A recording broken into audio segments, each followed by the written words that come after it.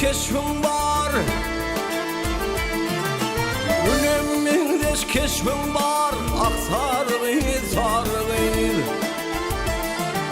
Bilmen nemi keşfim var. O koyan mı kalır.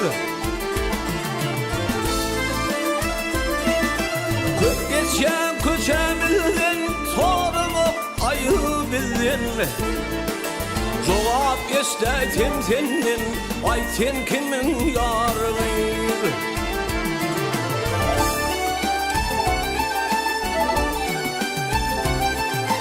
Ay, ilk gözükten görüşüm, beni yüktül sarayışım.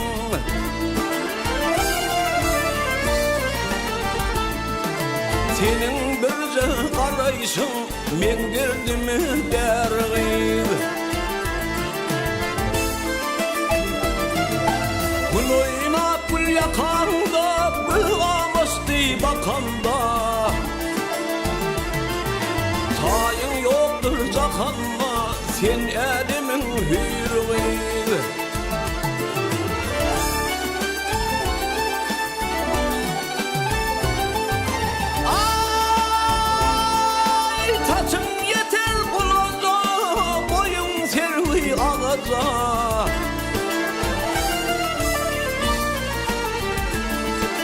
Himlensemem çalaca, bir bakmadın dergil.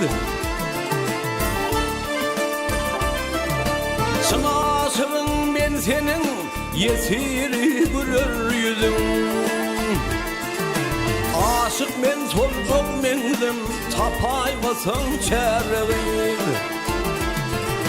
Haris ben solcuk mendim, tapaymasın çergil.